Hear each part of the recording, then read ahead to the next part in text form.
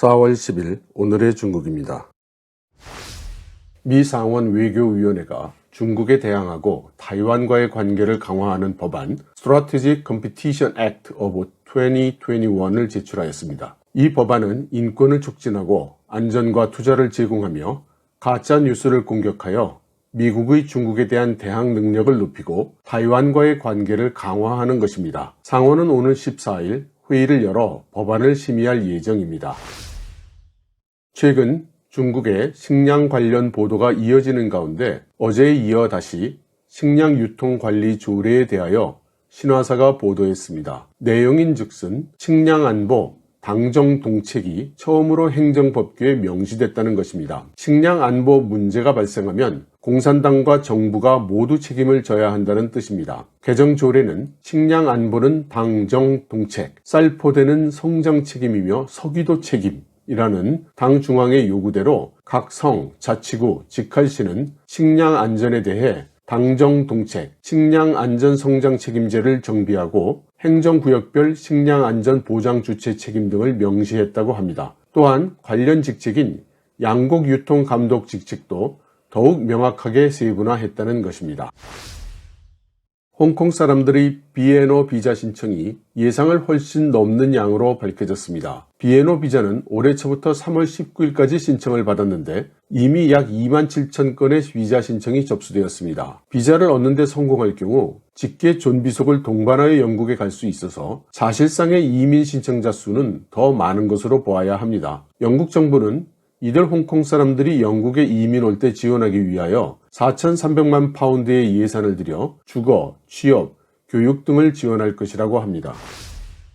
중국 재무부가 재산세 신설을 강력하게 추진하고 있습니다. 조세정책국의 왕젠판 국장은 현재 중국은 재산세가 없고 그 대신 부동산 건설 중 그리고 양도세를 부과하고 있는데 이는 재산세를 도입할 경우 지방정부들에게 수십억 위안의 재정 수입이 될 것이라고 했습니다. 중국은 14차 5개년 계획에서 조세 시스템을 더욱 개선하고 구조를 최적화할 것이라고 했는데 이번에는 조세 도입 모멘텀이 큰 것으로 보입니다. 해설 말씀드리겠습니다. 중국에서 재산세 도입은 그동안 여러 차례 제기되어 왔으나 도입에 성공하지 못한 세제입니다. 이번에는 중국의 경제 상황이나 정권의 사상 경향을 볼 때 그리고 특히 지방정부의 채무가 위험한 수준에 이르렀기 때문에 도입될 가능성이 높아 보입니다.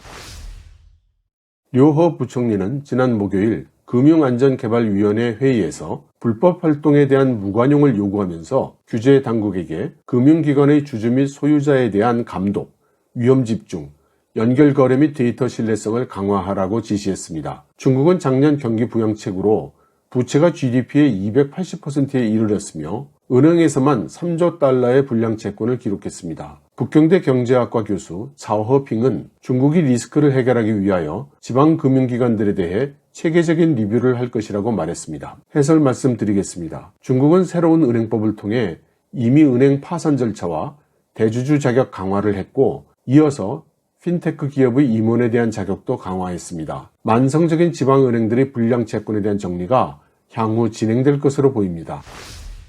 중국 국가통계국은 생산자 물가지수 PPI가 연간 4.4% 상승했다고 발표했는데 이는 로이터 통신 여론조사에서 예상한 3.5%를 크게 웃돌고 2월의 1.7% 상승에 비해서도 크게 상승한 수치입니다. 시장은 중국의 정책 기조에 대한 인플레이션 상승 압력에 대해 더 우려하게 될 수도 있지만 우리는 중국이 급격한 정책 전환은 하지 않겠다는 약속을 지킬 것으로 기대합니다. 라고 노무라의 루팅 중국 수석 이코노미스트가 말했습니다. 그는 연간 PPI 인플레이션이 중반에 약 6.0%까지 상승하고 그 이후에는 완만할 것이라고 예상했습니다. 3월 20일 하얼빈에서 열린 헤이룽장성 과학기술 실무회의에서 헤이룽장성 14차 5개년 과학기술 목표가 확정됐습니다. 2025년까지 전성 기술계약 거래액을 500억 위안, 전성 첨단기술 기업을 5,000개 돌파를 목표로 하고 있다는 것입니다. 해설 말씀드리겠습니다. 이러한 관영 소식은 얼마 전 중앙에서 류허 부총리 일행이 헤이룽장을 방문하여 동북 지역의 경제발전 지원을 위한 회의를 연 결과가 가시화된 것을 의미하는 것으로 보입니다. 하지만 프로젝트 내용의 구체성이 없기 때문에 얼마나 실현 가능할지는 미지수라고 하겠습니다.